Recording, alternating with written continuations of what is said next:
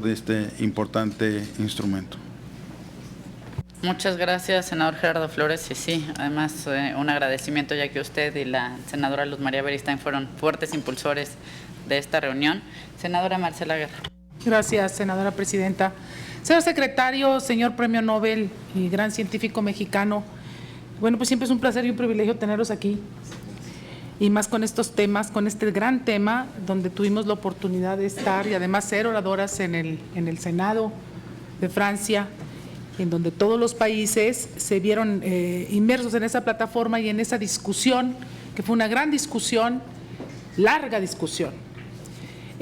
Yo vi el Acuerdo de París en tres grandes foros: el foro de los científicos, el foro de los legisladores, que fue por un día, bueno, 2 días, porque primero fue el GLACLO, pero el del debate de legisladores fue un día, incluso sacamos primero el acuerdo, y el de los presidentes, es decir, de los ejecutivos de todos los países.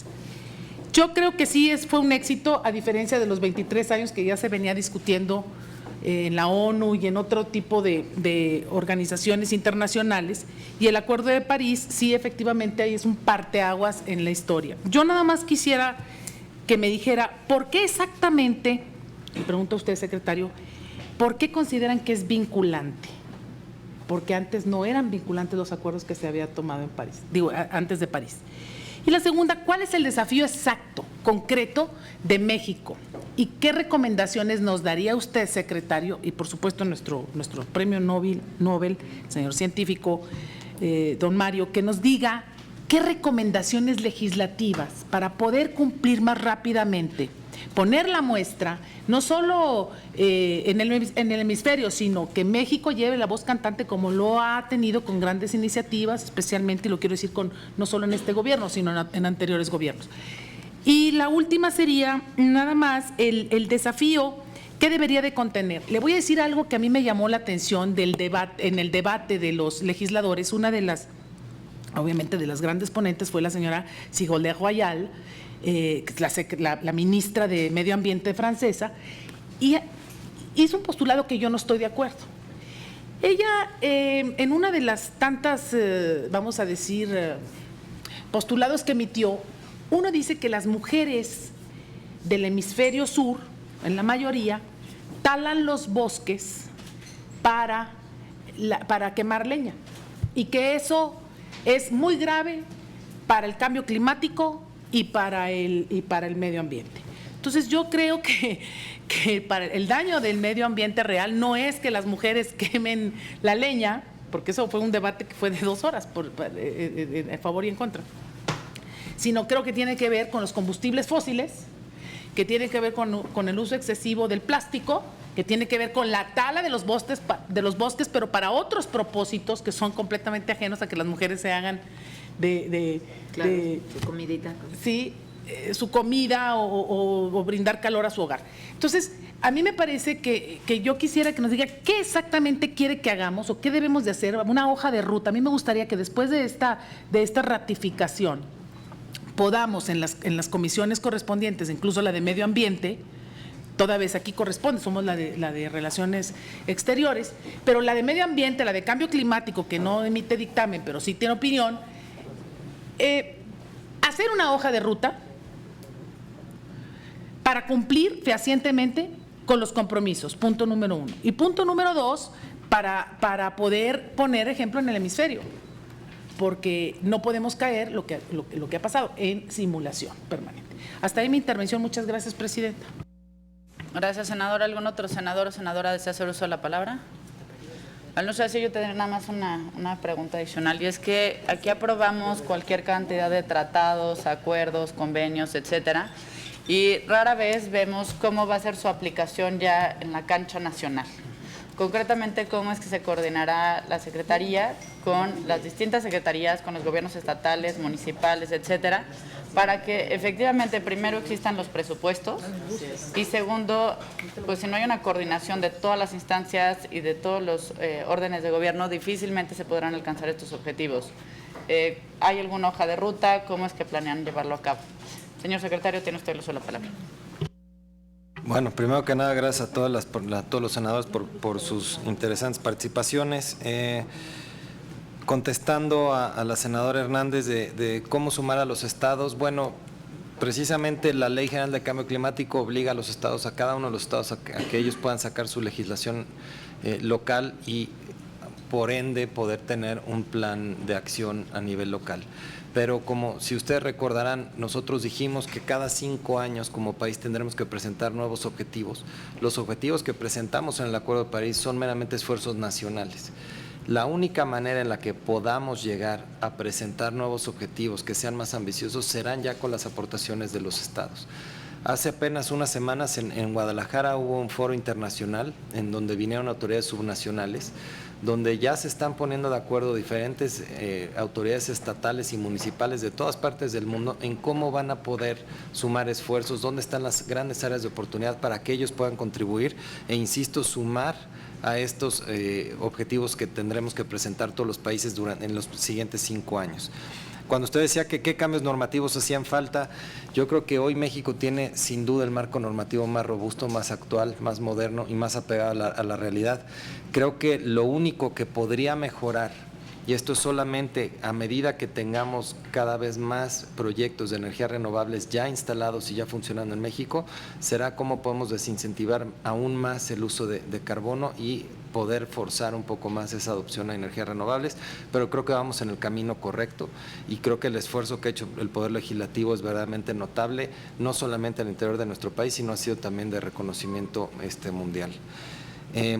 ¿Cómo podemos bajar fondos? Bueno, pues nuestro país ha sido los países que más han aportado a los instrumentos internacionales que van a fondear estos proyectos. Aportamos $10 millones al Green Climate Fund y $20 millones al Global Environmental Facility, pero también México ya ha enviado propuestas de proyectos, incluso ya tenemos un proyecto calificado de los cuales vamos a empezar a recibir ayuda internacional como para poder empezar a llevar a cabo acciones de mitigación.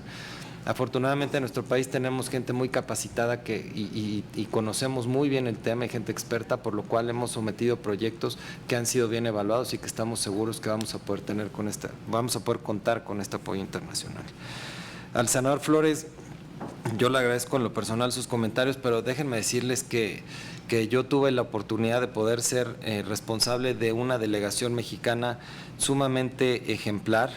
No solamente iba personal del sector ambiental, sino también iba personal de la Cancillería, por supuesto iban legisladores que tuvieron una participación destacada, pero también hubo mucha participación de organizaciones de la sociedad civil. Fue una delegación sumamente participativa, donde además hubieron grandes logros como el tema de derechos humanos, inclusión de las mujeres. Creo que hubo varias aportaciones, no solamente de lo que nos tocó a nosotros, sino de toda la delegación en su conjunto, y de verdad fue un honor el poder haber estado ahí con todos ellos. A la senadora Marcela Guerra, ¿por qué es vinculante? Bueno, porque al momento de que ustedes lo ratifiquen, pues será equiparable a una ley nuestra, será el mismo rango que el constitucional, por lo tanto estaremos obligados a honrar todos y cada uno de los compromisos que hemos asumido. De los grandes compromisos que tiene nuestro país hacia adelante es cómo poder reducir nuestra huella de carbono, cómo poder hacer que el sector económico se convenza que sí es posible generar riqueza al mismo tiempo que podemos dejar de contaminar. Creo que ejemplos a nivel mundial sobran, incluso en México ya tenemos diferentes ejemplos de este tipo de proyectos. Un desafío muy importante lo tenemos todos los ciudadanos, que es empezar a cambiar nuestros patrones, no solamente de consumo, pero también de vida diaria, de ahorrar más energía eléctrica, de ser más conscientes, de podernos desplazar menos distancias en el auto, poderlo compartir. Creo que ahí también es un riesgo muy importante, donde sin duda necesitaremos de la cooperación de todos los ciudadanos. Y como le decía a la senadora Hernández, a medida que podamos tener mayor disponibilidad de energías renovables, poder desincentivar el uso de energías contaminantes. Y a la senadora Cuevas, ¿cómo nos coordinaremos? Bueno, pues como lo dijo el doctor Molina, todos los países estaremos obligados a poder reportar cuáles han sido los avances que tenemos como país para poder ir calificando y poder evaluando el grado de cumplimiento de todos los miembros del Acuerdo de París. Esa información tendrá que ser pública, tendrá que ser transparente y sobre todo auditable. Y la idea es recordar también que en nuestro país tenemos comisión intersecretarial de cambio climático, en donde participamos todas las dependencias del Ejecutivo Federal, que además tienen un asiento la sociedad civil y los expertos, y ahí es donde podremos ir trazando estas rutas y sobre todo ir preparando estos reportes que tendremos que someter a Naciones Unidas. Y bueno, parte del objetivo es que va a estar a disponibilidad del público para que puedan calificar y juzgar a los países que no estén cumpliendo, y también pues felicitar a los que estemos cumpliendo, que sin duda será el caso de México. Muchas gracias, secretario. Doctor, si quiere hacer un comentario. Lo que voy a opinar, el secretario ya contestó específicamente las preguntas, pero yo quiero dar una opinión un poco más general sobre qué es lo que tiene que hacer México y cómo es posible que lo haga para cumplir los compromisos del Acuerdo de París y participar pues en resolver este enorme problema que tiene la sociedad. A grandes rasgos, desde el punto de vista económico, digamos, simplificando un poco, yo dividiría el tipo de medidas que tiene que tomar nuestro país en dos. Unas son ganar, ganar, y otras sí le cuestan actualmente algo a la sociedad. Donde no tenemos excusa y son cosas que tenemos que enfatizar, empezar a hacer, lo que llamamos medidas ganar, ganar, son medidas que ya son rentables. Y les pongo algunos ejemplos. Mejorar la eficiencia energética. Hay ejemplos específicos: construir casas o edificios con materiales modernos, con los cuales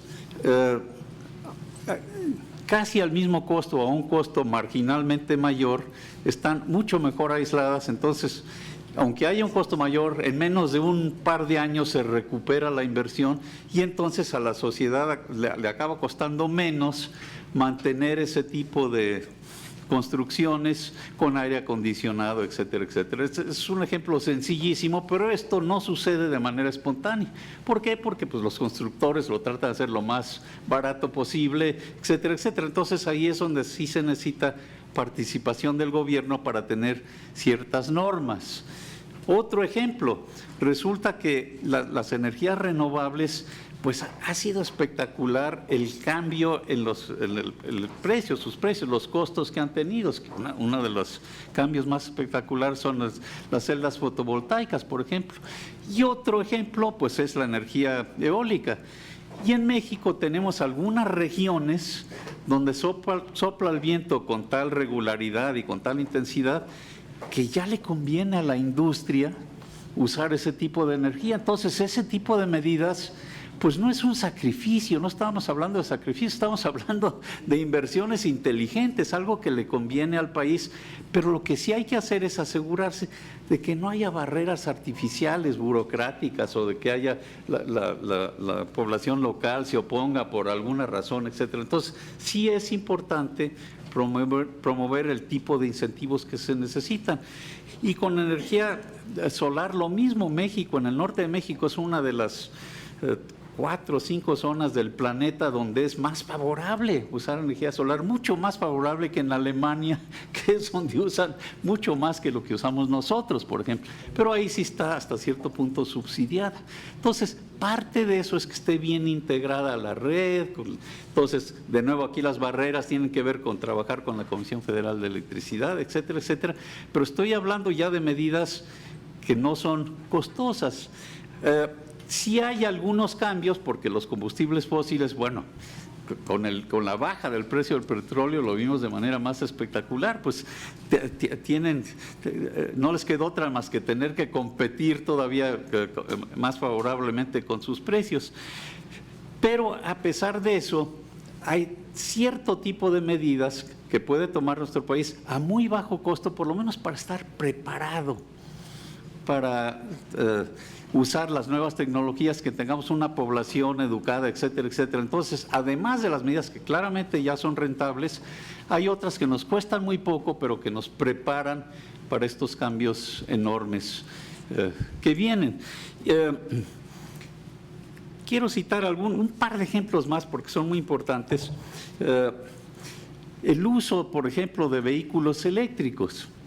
Resulta que tenemos problemas serios de calidad de aire aquí en el Valle de México y en otros sitios. Entonces, ya desde el año pasado ya hay transporte público a precios competitivos, todavía más baratos inclusive que algunos de los camiones a diésel convencionales, pero que son eléctricos. Entonces hay que estar al día con la tecnología de punta y eso no es suficiente, hay que a su vez generar la electricidad con energías renovables, pero nos podemos preparar, aunque todavía no tengamos ese tipo, todavía tanta energía renovable como es necesario, es algo que para lo que nos podemos preparar, pero en este caso es importantísimo conectarlo con calidad de aire, porque resulta que entonces sí es muy rentable, porque el costo a la sociedad por salud pública es clarísimo, no es fácil de calcular, pero sí nos sale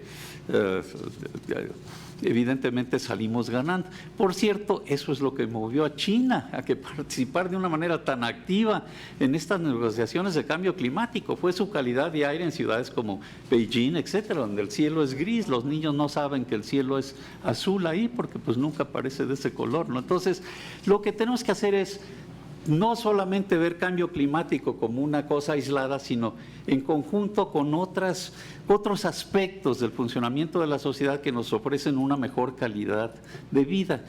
Y pongo un último ejemplo importante en este contexto, que es el de deforestación.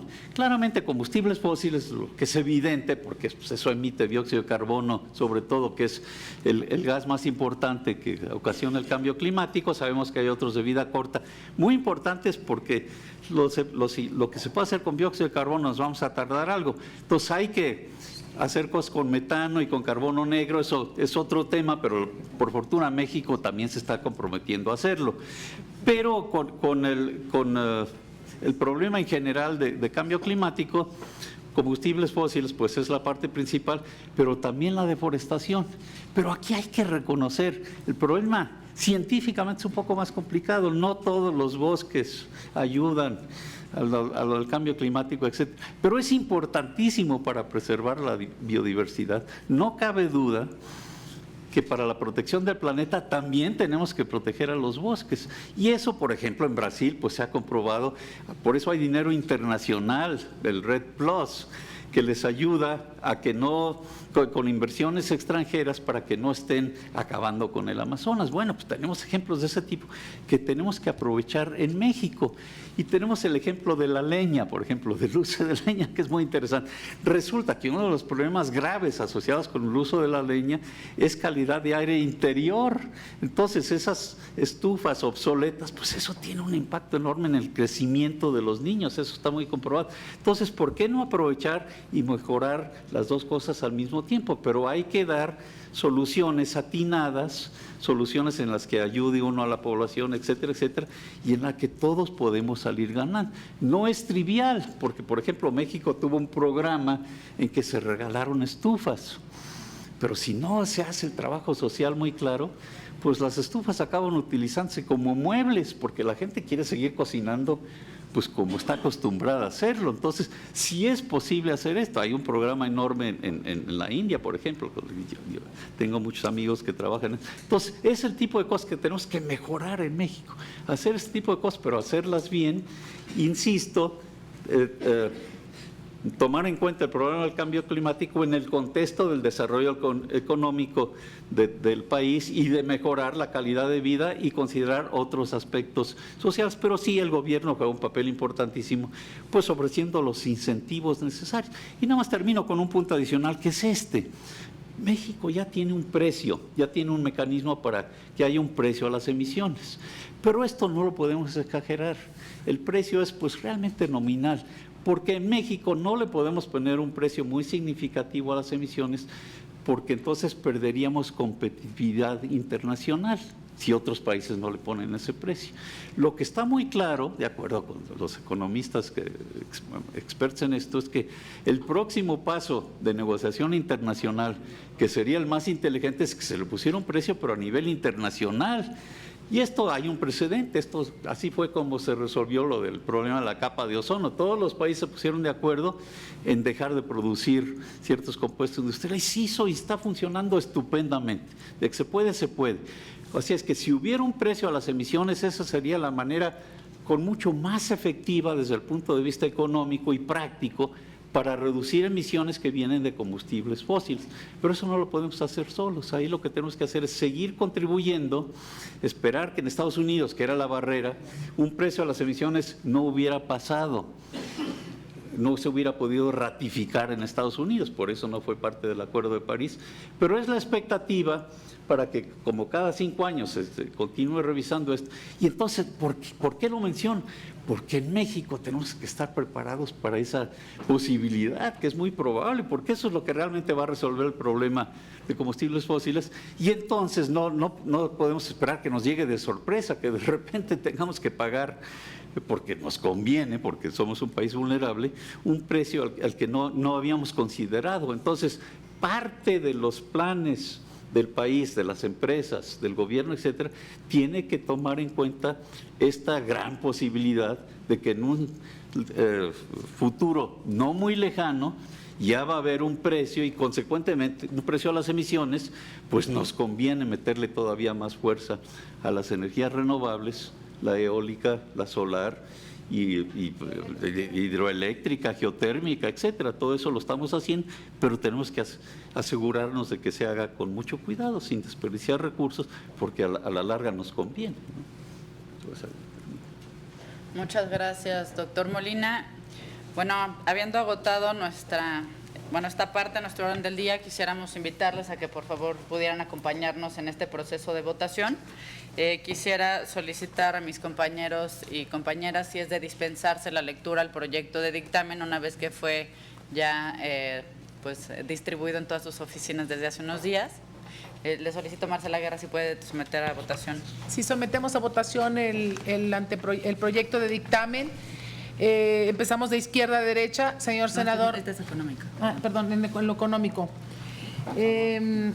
Los que estén a favor del sentido del dictamen, a favor de manifestarse en la forma acostumbrada. No, de que se dispensen los trámites. Por unanimidad, señora presidenta. Se dispensa entonces la lectura del proyecto de dictamen. Muchas gracias, senador secretaria. Damos lectura entonces únicamente al resolutivo del proyecto de dictamen.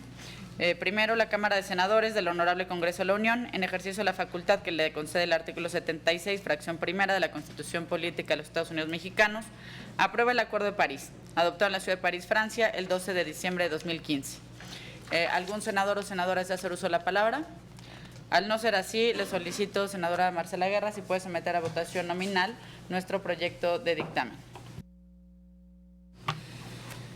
Con todo gusto, senadora. En consecuencia, solicito a los integrantes de la Comisión de Relaciones Exteriores se sirva mencionar nombre y sentido de su voto. Empezamos de la izquierda, señor Félix González Canto. Adelante. Sí, a favor, presidente, secretario. Gracias, senador. Ana Guevara, a favor. Gerardo Flores, a favor. Luz María Beristain, a favor. Marcela Guerra, a favor. Gabriela Cuevas, a favor. Sonia Rocha, a favor. Bueno, muchas gracias, senadoras y senadores. Es por unanimidad que se aprueba el dictamen. Pues muchas felicidades, señor secretario, doctor. Son muy buenos caballeros.